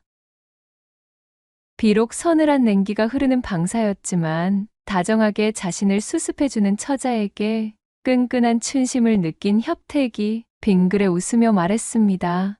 보시오. 그대여. 참으로 고맙소이다. 거듭 고맙다는 말을 아끼지 못하겠소. 오늘 그대에게 받은 은혜로 내 남은 인생을 버틸 기운이 되겠구려. 협택은 몽롱함에 취해 자신이 무슨 소리를 내뱉는지도 알지 못한 채 그녀를 껴안고는 깊은 잠 속으로 빠져들었습니다. 그리하여 머나먼 곳에서 희미하게 새벽 닭이 우는 소리가 들려왔고 새아침에 동창이 밝아왔습니다. 한껏 개운해진 몸으로 잠에서 깬 협택. 이윽고 마른 세수를 하며 기지개를 켠 그는 주변을 둘러보고는 아연실색하지 않을 수 없었습니다. 자신의 품에 안겨 있어야 할 처자는 온데간데 없고 자신이 누워있던 방은 버려진 지 좋기 몇 년은 되어 보이는 흉흉하기 그지없는 폐가였던 것이지요. 바닥엔 잡동사니와 낙엽이 뒹굴고 있었고 문풍지들엔 구멍이 숭숭 뚫려 밝은 날에 봐도 섬뜩하기가 이루 말할 수도 없는 장소였습니다. 아니, 대관절 이것이. 협택은 몸을 일으켜 옆방으로 건너갔어요. 그런데 웬걸, 이게 무슨 조화인가요? 그곳에는 동사한 듯한 모양새의 시신 세 구가 멍석에 말려 놓여 있었습니다. 으아, 이것이 무엇인가? 멍석 중 하나를 들춰본 협택은 그 자리에서 엉덩방아를 찌으며 넘어지고 말았습니다.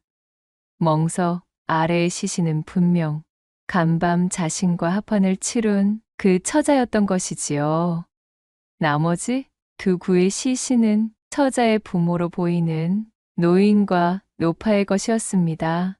우악! 사람 살려! 그야말로 뒷덜미가 쭈뼛 써버린 협택은 미친 사람처럼 소리를 빽 지르고는 뒤도 돌아보지 않고 불이 나게 뛰쳐나와 미친 듯이 내달리기 시작했습니다. 차를 파고드는 한겨울의 차디찬 공기에도 온몸에서 땀을 비오듯 쏟으며 도망치던 협택. 그렇게 얼마나 달려댔을까요? 헐떡거리는 숨을 고르며 잠시 멈춰 서고는 뒤를 돌아 자신이 도망쳐온 폐가 쪽을 바라보았습니다. 한껏 땀을 빼자 비로소 머리가 맑아져 생각이 올바로 선 것이었지요. 협택은 입김이 펄펄 나오는 중령 한복판에 멈춰선 채 고개를 저었습니다. 아니지, 아니야. 내 비록 입신양명은 하지 못하였기로서니 마지막까지 이리 부끄럽게 행동할 수야 없지. 이승의 사람이었든 저승의 사람이었든 간밤 내 목숨을 구해준 존재 아닌가. 얘도 다하지 않고 내빼는 것은 금수만도 못한 처사일이라. 협택은 침을 꿀꺽 삼키고는 이내 굳게 마음을 정한 듯 발길을 되돌려 폐가로 돌아갔습니다. 그는 정성스레 시신을 수습하고는 마당에 널브러져 있던 호미 하나를 주워들었습니다. 그리고는 남양의 햇살이 잘 드는 뒷산자락으로 당도하여 눈을 치우고 구덩이 3개를 팠습니다. 꽁꽁 얼어붙은 땅바닥을 파내는 것이 여간 힘든 일이 아니었지만 그는 자신의 도포 자락이 더럽혀지는 것도 아랑곳하지 않고 열심히 땅을 파내려 갔습니다. 휴, 그래 이 정도면 얼추 되었다고 볼 수 있겠구나. 협택은 파낸 자리에 정성스레 3사람을 묶고는 끙끙거리며 땅을 덮어 봉분도 올려주었습니다. 표주박에 남아있던 약주도 한 잔씩 따르고 어설프지만 제도 지내 그들의 넋을 기려주었지요. 부디 극락왕생하소서. 내 자세한 사연은 모르겠으나 이 모진 세상 한이라도 헐을 풀어버리시고 저 세상에서는 행복하게들 사시오.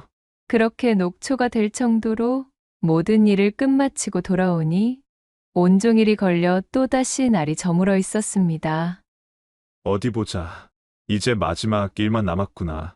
잠시 묵념하며 마음속으로 예를 올린 그는 곰방대를 붙이던 부싯돌을 꺼내 들어 처연하게 자리 잡고 있던 폐가에 불을 놓았습니다.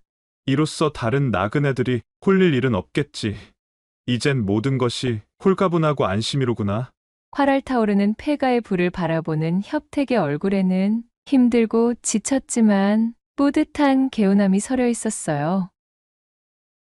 성큼성큼 발걸음을 내디뎌 지친 기색도 느끼지 못할 기세로 산 넘고 물을 건너 그렇게 정처 없이 밤길을 걷다 보니 어느새 협택의 눈앞에 주막 하나가 들어왔습니다. 귀신이라도 씬 몰골로 들이닥친 협택을 본 주모가 화들짝 놀라며 입을 열었지요. 어이구, 총장이라도 치우고 온 사람 행색이시오. 협택의 사연도 모른 채 농일합시고 건넨 그 말에 협택은 쓰게 웃고는 말했습니다. 뭐 그럭저럭 비슷하오. 그나저나 여기가 대체 어디오? 내 길을 잃고는 하염없이 걷다 보니 예까지 당도하였는데 도통 어디인지 모르겠구려. 그리고는 주모에게 자신한테 일어났던 꿈만 같던 그 모든 상황들을 몽땅 설명해 주었지요. 그의 이야기를 가만히 듣고 있던 주모가 별 희한한 사람 다 보겠다는 표정으로 말했습니다. 예끼 여보시오. 그 말을 나더러 믿으라는 것이오. 선비님께서 말씀하신 그 중령곡에는 여기서 자그마치 150리도 넘게 떨어진 곳이오. 눈이 잔뜩 쌓인 그 험하디 험한 산길을 하룻밤 사이에 이리 당도할 수 있는 거리가 아니라 이 말이오. 꿈속의 여인과 가지신 시간은 퍽 재미가 좋으셨겠지만은 약주가 지나치셨거나 아직 꿈에서 헤어나지 못한 모양입니다. 그려. 들어본 소리 중에 가장 믿을 수가 없는 소리구만. 싱거운 소리 그만하고 방에 들어가 뜨끈하게 몸이라도 녹이시오. 아실란가 모르겠소만은 선비님 몸에서 시치가 진동을 합니다요. 협택의 말을 믿지 못하는 주모가 뱉은 시치라는 말에 협택은 그저 웃어버렸습니다. 시취라. 하기사, 그렇겠지. 나조차도 내게 일어난 일들을 믿을 수 없으니 말이오. 그는 쓰게 웃어 보이고는 주모가 안내한 방으로 들어갔습니다. 그리고는 쓰러져 눕자마자 밀려오는 엄청난 피로감에 협택은 까무러치듯 잠에 빠져들고 말았어요. 선비님, 이리 꿈에 찾아온 것을 용서해 주셔요. 어렴풋이 들려오는 여인의 목소리. 협택은 겨우 실눈을 뜨고 귀를 열어 여인의 음성이 나오는 곳을 바라봤습니다. 지난 밤 자신이 품었던 새하얀 소복의 그 처자였지요. 그녀는 다소곳이 정돈된 모습으로 협택을 내려다보고 있었습니다. 이윽고 그녀가 협택에게 큰 절을 올리고는 눈물을 쏟아내며 나긋나긋 이야기를 시작했어요. 작년 가을 마을에 역병이 돌아 마을 전체가 졸지에 병사하여 풍비박산이 나고 말았습니다. 저와 저희 부모님 역시도 그때 화를 입어 누구 하나 수습해 줄 사람이 없어 그렇게 비참하게 죽고 한만 가득 쌓인 터였지요. 이승과 저승의 경계에 발이 묶여 저승으로 승천하지도 못하고 있었습니다.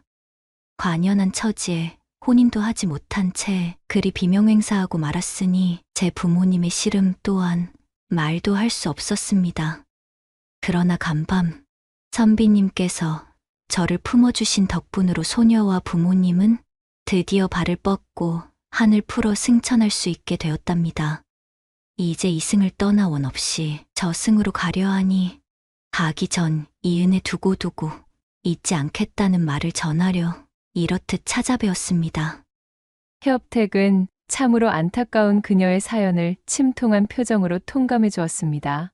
어허, 이리도 딱할 수가. 내 그리 큰일을 한 것도 아니고 여인 덕에 내 목숨도 부지할 수 있었던 바. 마음 쓰지 마시고 부디 극락왕생하시기를 바라겠소. 협택이 진심 어린 염려를 건네며 고개를 끄덕이자 처자는 밝게 웃어 보이고는 연신절을 하며 답례를 했습니다. 그리고는 입을 열었지요. 소녀가 마지막으로 한 가지 더 드릴 말씀이 있사옵니다. 부디 한 번만 더 과거를 보십시오. 글 공부를 그만두시고 책을 불태워버리실 심산이셨겠지만 마지막으로 한 번만 더 과거에 정진해 주셔요. 소녀가 드리는 보은이자 간청이 오니 부디 제 청을 물리치지 마시고 한 번만 더 과거를 준비하시어 주셔요. 참으로 감사했습니다, 선비님. 그 말을 끝으로 여인의 형체는 깨끗하게 사라져버렸고 협택은 잠에서 깨어났습니다. 실로 기묘한 일의 연속을 경험한 그는 천장을 올려다보며 깊은 숨을 들이켰어요. 그리고는 이내 얼마 전 객잔에서 자신의 노자를 바쳐 음식을 대접했던 관상쟁이 노선비가 했던 말이 떠올랐습니다. 그리하면 얼어붙어 있으나 온몸이 달아오른 처자와 좋은 일이 있겠소이다 그려. 참으로 기이한 일의 연속이로구나. 어쩌면 그 노선비는 사기꾼이 아니라 참말로 내게 총기를 누설했을 수도 있겠다는 생각이 든다. 이 역시 하늘과 닿아 있는 뜻이 있겠지. 내 고향으로 돌아가면 마지막으로 한 번 더 힘을 내보리라. 다음 날 원동이 트기도 전에 주막에서 나와 고향을 향한 협택은 각오를 다져 전력을 다해 글 공부에 임했고 다음 해 봄이 되던 때에 마치 거짓말처럼 과거에 급제하여 어사화를 쓰게 되었습니다. 마치 관상쟁이 노선비가 읊어준 대로 숙맥이지만 마음만은 어질고 착했던 협택이 늘 그래왔듯 늘 하던 대로 이타심을 발휘하여 착한 마음으로 행동한 것이 끝끝내는 빛을 발하고 그 결실을 맺을 거라는 것을 알려주기라도 하든 말이지요. 협택은 보기 좋게 자신을 비웃던 서생들이 있는 고향으로 금이환영하였습니다. 이제는 그 누구도 협택을 앞에 두고 험담 따위는 할 수가 없었지요. 감격에 겨웠던 협택은 그 뒤로도 매 여인과 그 부모의 묘에 방문하여 빠짐없이 제사를 지내주고 넋을 위로해 주었습니다. 그 후 벼슬길에 오른 그는 민생을 굽어 살피는 관리가 되어 조정에서 그 이름을 높여 그토록 염원하던 입신양명을 이루게 되었다는 후문이 옵니다. 마지막 세 번째 이야기 시작합니다. 조선시대 강릉의 어느 한적하고 고즈넉한 시골 마을. 대대로 그곳에 터를 잡고 이어오고 있는 제법 탄탄한 양인 가문인 정가의 현재 주인 정진사라는 자가 있었지요. 그는 강릉에서 알아주는 천하의 한량인 사내였습니다. 타고난 성미가 풍류를 즐기는 데다 배포 또한 남달랐고 집안대대로 내려온 재산도 넉넉하여 곳간이 마르지 않았으니 그는 먹고 사는 일에 걱정이 없어 얼굴에 수심 하나 찾아볼 수가 없었지요. 하여 제가 양반임내 구는 꾀죄죄한 선비들과는 다른 훤칠한 얼굴빛에 시종일관 흘러나오는 여유로움으로 고을의 아낙네들에게는 제법 유명 인사가 되어 있었습니다. 자신의 인생 전반에 걸쳐 여인네들의 환심을 사는 것에만 매진하다 보니 어느덧 청산유수와도 같은 말솜씨와 빼어난 방종술까지 차곡차곡 익히게 되어 이 정진사를 한번 겪은 여인들은 그의 끝없는 매력에 빠져 헤어나오지를 못하는 것이었습니다. 어허, 천하가 쉽고 또 쉽구나. 이거야 원, 목표라 하는 것은 태산처럼 높고 오르기가 벅차야 정복하는 맛이 각별한 법이거늘. 어찌하여 이리도 손쉬운 행보만이 이어진단 말인가? 기생집에 들어가면 치마를 두른 모든 여인네들이 이 정진사를 서로 모시겠다며 아우성이고 객실에 들어서도 버선발로 흙마당에 뛰쳐나오는 기녀들이 줄을 서는 것이었습니다. 정진사를 향한 여인들의 구애는 끝이 없어서 신분의 고아와 노소를 막론하고 정진사의 바짓가랑이를 붙잡고 늘어지니 그 무리 속에는 여승도 있고 양갓집 규수도 있고 전국을 떠도는 소리꾼에 심지어는 고위대작의 만화님까지 포함되어 있었답니다. 모두가 이 정진사 앞에서는 사족을 못 쓰는 통에 고을의 사내들에게는 정진사가 공통의 주적이라 정진사가 동네를 행차하기라도 하면 등 뒤에서 저마다 볼멘 목소리로 수군거리기 일쑤였습니다. 저런 저 벼락 맞아 나가 떨어질 인간 같으니라고는 운 좋게 재물복을 끼고 태어나 흥청망청 탕진하며 지내는 자가 뭐가 그리 좋다고 여인들은 저놈만 보면 침을 흘려대는지 원! 아, 참말로 누가 아니래? 저런 놈이 우리 고을에서 버젓이 진사랍시고 돌아다니는 꼴을 보려니 내 속이 시커멓게 타들어간다. 이 말씀이야. 귀신은 뭐하는 것이여? 저런 화상이나 잡아가지 않고서는. 정진사는 자신의 뒤에서 수군거리는 사내들의 불만이 자신에게는 마치 훈장과도 같다는 생각에 기분이 상하기는커녕 더욱 싱글벙글 웃음을 머금으며 잔뜩 거드름이 섞인 걸음걸이를 놀리고는 마을을 돌아다니곤 하였지요. 에템, 참으로 오호통제라.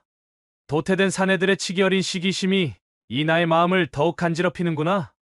허나 어찌하겠소이까? 결코 그대들이 못나 여인들의 선택을 받지 못하는 것이 아니외다. 다 이 정진사라는 사내가 너무도 빼어난 것이 원흉이지. 콧노래를 부르며 다음 목표물을 물색하는 정진사는 구름 위를 걷는 모양새로 골목어기를 산들산들 걸어대고 있었습니다. 이렇듯 천하가 제 것이냥 남부러울 것 없이 지내던 정진사에게 생전 처음으로 난관의 벽이 등장하게 되었으니 이 마을 서당으로 새로 부임해온 젊은 훈장이 있었는데 그 훈장에 처대는 사람이 정진사가 일찍이 맛본 적 없는 천하의 자색이었던 것입니다. 그저 미모가 곱기로만 치자면야 기방의 기녀들이 한수위라 하겠지만 저 여인의 아름다움에는 뭔가 그 이상의 오묘한 매력이 있구나.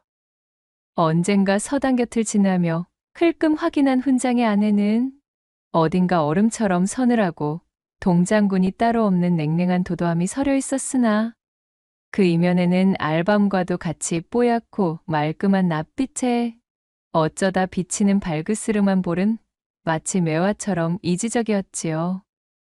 훈장이 학동들을 모아놓고 맹자왈 공자왈 글을 가르칠 때면 훈장의 처는 그 옆에서 조용히 앉아 수묵을 치고 있었습니다.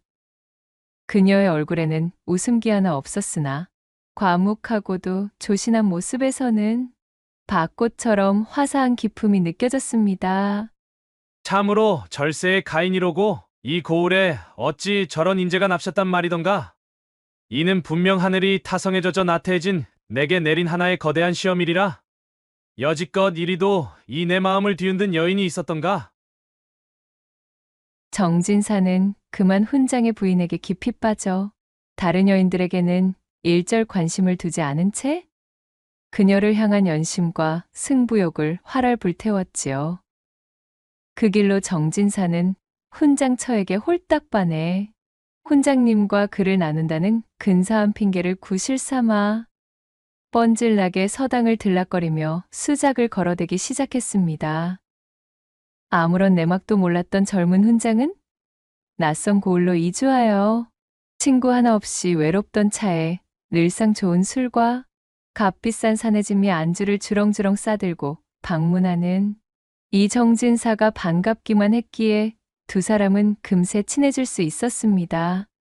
그리고 훈장의 부인 이름이 설매라는 것 또한 알아내게 되었지요. 그 이름 한번 자색과 어울리는 어여쁜 이름이로고. 정진사는 점점 더 설매에게 기우는 자신의 마음을 주체할 수가 없어졌습니다. 그렇게 정진사가 매번 서당에 들러 훈장과 술잔을 기울이며 담소를 나누면 두 분, 그럼 즐겁게 이야기를 나누시지요. 하며 설매는 얌전히 안방으로 들어가는 것이었습니다.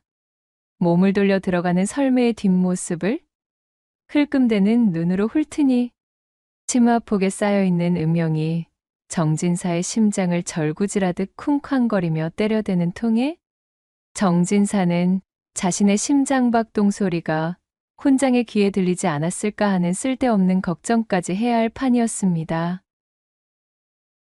그러던 어느 날 저녁이었습니다. 훈장과 진득하게 술잔을 기울이던 정진사가 방구석에 높게 쌓인 설매의 사군자를 보고 떡 벌어진 입을 다물지 못한 채로 감탄하며 말했습니다. 어이구, 참으로 사군자의 기품이 흘러넘치는 것이 이것은 두말할 필요도 없이 걸작 중의 걸작입니다. 그려? 정진사가 사군자를 펼쳐들며 훈장에게 너스레를 떨어대니 훈장은 겸연쩍게 머리를 긁으며 제 아내가 그저 심심풀이 삼아서 친 수묵으로 그리 좋은 평가를 받을 만한 물건이 아니지요. 흔한 졸작 중의 졸작입니다. 하고는 겸양을 떨며 부끄러워했습니다. 훈장의 그 말이 떨어지기 무섭게 정진사는 손사래를 치며 졸작이라니요. 무슨 그런 당치도 않은 말씀을. 이 사군자를 제게 파십시오. 제가 일찍이 여기저기 다니며 이러한 그림들을 보는 재주를 좀 지녔으나 훈장님의 아내분께서 치신 이 사군자는 참으로 대단한 작품입니다. 이런 물건을 그냥 넘긴다면 실례 중에 실례지요. 라고 호들갑을 떨면서 품에서 엽전이 든 주머니를 내어놓는 것이었습니다. 그리고는 훈장이 말릴 틈도 없이 사군자 한 점을 둘둘 말아서는 제 품속에 쏙 집어넣어 버렸지요. 이거 왜 이러십니까? 돈을 받고 팔 만한 작품이 아니래도 그러시는군요. 정진사 마음에 드셨다면 그냥 내어드릴 테니 이 주머니는 도로 가져가시지요. 깜짝 놀란 훈장이 전대를 거두라며 어쩔 줄 몰라 했으나 정진사는 이미 막무가내로 사군자를 품에 넣고서는 이내 주랭랑을 치듯 훈장의 집에서 빠져나가 버렸습니다. 정진사가 가고 난 후에 훈장 부부가 엽전 주머니를 열어보니 그 속에는 자그마치 거금 100냥이 들어있는 것이었습니다.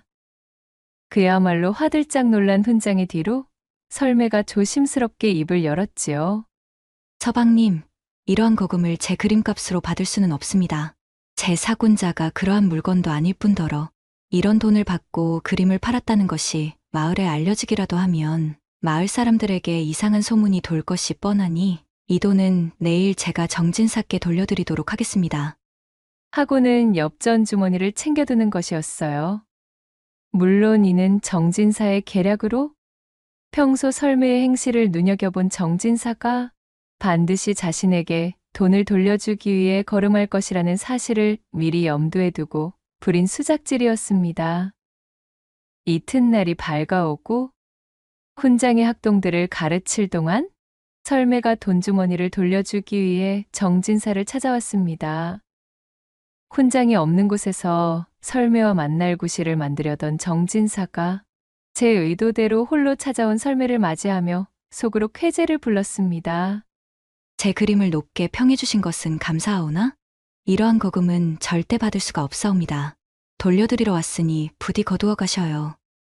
정진사는 이미 끝난 거래라며 돈주머니를 받지 않으려 하였고 그럴수록 설매는 더욱 완강히 돈주머니를 돌려주기 위해 서로 옥신각신하게 되었지요. 설왕설래로 이어지는 투닥거림이 계속되자 정진사는 그것을 구실 삼아 설매의 가녀린 손목을 잡아보았습니다. 부드러운 손목의 감촉이 느껴지는 통에 정진사는 뻐근해지고 말았지요. 그리하여 못 이기는 척 돈을 다시 받아든 정진사는 꾸벅 인사하며 집으로 돌아가는 설매를 바라보며 헛기침을 하고는 중얼거렸습니다. 이대로는 내 마음이 달아 아니 되겠다. 내 반드시 저 여인을 내 차지로 만들고야 말리라. 그로부터 며칠이 지난 후 훈장이 친척의 상가집으로 문상하기 위해 고향에 갔다는 소식을 들은 정진사가 아무것도 모르는 척 술병과 진귀한 안주를 싸들고 서당을 찾았습니다. 홀로 서당에 앉아 사군자를 치고 있던 설매를 발견한 정진사가 그녀의 손목을 잡으며 그윽한 눈길을 보내자 깜짝 놀란 설매는 그의 손을 확 뿌리치며 말했습니다. 이게 무슨 짓입니까? 남편이 출타 중인 집에 오셔서 장난이 지나치십니다. 그만하시지요. 전에 없는 조급한 마음이 들었던 정진사는 평소답지 않게 서두르며 기어코 설매를 안고 쓰러졌습니다. 그러자 설매가 품에서 은장도를 꺼내들고는 살벌한 눈초리로 정진사를 노려봤지요. 설매의 흉흉한 기백에 정신을 차린 정진사가 뒷걸음을 치며 그녀에게 사과하고는 황급히 자리를 떠났고 꽁지가 빠져라 집으로 돌아오는 와중에도 정진사는 쉽게 품을 내어주지 않는 그녀의 고귀한 절개에 다시 한번 탐복하며 그녀를 향한 연심을 더욱 키우고 말았습니다. 시간이 흘러 며칠이 지나가자 학동편에 서당에 들리라는 훈장의 전가를 받고 제발이 저렸던 정진사가 쭈뼛거리며 서당을 찾았습니다. 정진사를 발견한 훈장이 그를 반갑게 맞이하며 제 고향에서 가져온 안주와 함께 술상을 건넸습니다. 술상을 차려온 설매는 정진사를 보고도 태연하게 가벼운 눈인사를 보내는 것이었지요. 그 모습을 본 정진사는 안도와 놀라운 마음을 동시에 가지게 되었습니다. 한바탕 소금 세례라도 받지 않을까 싶어 움츠러들고 있었는데 아무 일도 없었다는 듯 저리도 고고하고 꼿꼿하니 확실히 설매의 기백이 보통이 아니라 여기게 되었습니다. 아직 기회가 남아있음을 깨달은 정진사는 훈장과 함께 술잔을 나누며 불쾌하게 술이 오르기를 기다렸습니다. 이윽고 훈장이 알딸딸한 얼굴로 취하자 정진사는 훈장의 팔소매를 끌고는 저작거리로 데려가 자신의 단골 기생집으로 들어가는 것이었지요. 그리고는 기생어미한테 몰래 엽전꾸러미를 두둑이 찔러주고는 제일 기회가 좋은 기녀를 붙여 내 손님의 혼을 쏙 빼놓아 주시게. 라며 귓속말을 던졌습니다. 그리하여 기방에서 가장 어여쁘고 꽃갈춤이 뛰어난 기녀가 하며 인사불성이던 훈장의 손을 잡아 끌어 금침이 깔린 뒷방으로 데려가 온갖 기교를 쏟아부어 훈장의 혼을 빼놓게 되었습니다. 주색을 멀리하던 순진한 훈장에게 정진사가 새 세상을 맛보여준 이후 3일이 멀다 하고 정진사와 훈장은 기방을 찾았습니다. 정진사의 꼬임에 넘어간 훈장이 그만 자신을 요리한 기녀에게 대책도 없이 푹 빠져버린 것이었지요. 조신하고 얌전하여 자신의 숨소리마저도 감추는 제 아내 설매와는 달리 이 기녀는 그야말로 촛불도 끄지 않고서는 각종 신통방통한 기회를 선보이며 훈장을 요리하였으니 단단히 늦바람이 든 훈장이 정신을 차리지 못하는 것도 무리가 아니었습니다. 훈장님이 혼자 찾아오시더라도 술값과 해옷값은 모두 내게 달아주시게나? 때가 되었음을 알아차린 정진사가 기방에 그리 선언한 이후 훈장은 아예 혼자서도 기방에 출근하기 시작했습니다. 그렇게 훈장이 밤마다 집을 비우는 시간이 늘어만 갔고 그때마다 정진사는 모르는 척 훈장이 없는 훈장집을 방문하여 홀로 지내고 있을 설매에게 눈도장을 착실히 받아갔지요. 설매는 기생집에 빠져 자신을 내버려두는 남편에게 투기를 내색하지 않았습니다. 늘 하던 대로 고고하고 냉랭하게 정진사를 대하며 평소와 같은 모습을 보이고 있었으니까요. 그렇게 야속한 시간이 흐르고 빗줄기가 구슬프게 추적추적 내리던 어느 날 낮부터 혼자 기방에 들이닥쳐 기녀를 끼고 진탕수를 마시느라 훈장이 정신없던 사이에 정진사는 여유로운 걸음으로 서당에 들렀습니다.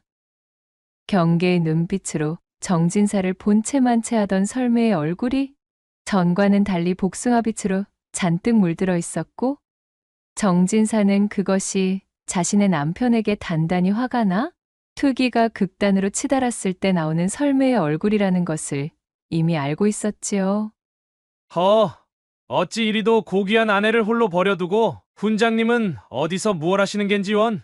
어흠, 어텀. 그럼 잠시 미라도 피하려 하니 내 좀 들어가겠소이다. 그렇게 정진사는 헛기침을 하며 설매의 옷고름을 풀었고 설매는 은장도를 꺼내드는 대신 조용히 눈을 감고 정진사의 손길에 얌전히 응했습니다. 네, 비록 허한다 하여 오해는 하지 말아 주십시오. 이것은 단지 남편에 대한 원망이 커져 아내로서의 소임을 다하지 못할 것을 염려하여 미리 독을 빼는 것일 뿐 제가 다른 마음을 먹어서가 아니옵니다. 어이고, 물론이지요. 그야말로 여부가 있겠습니까? 그 독 내가 빼내드리리다. 떨어지는 낙수 소리와 함께 두 사람은 천지를 뒤흔드는 운우를 나누었고 정진사는 그토록 염원하던 고고한 설매의 품에서 빙긋이 웃음을 지으며 길고 긴 여정에 대한 종지부를 찍고는 하늘을 올려다보며 크게 너털웃음을 터뜨렸다는 후문이 옵니다. 구독과 좋아요, 댓글로 야담상회를 응원해 주셔요. 늘 잊지 않고 야담상회를 찾아주시는 여러분들 시청해 주셔서 참으로 감사합니다.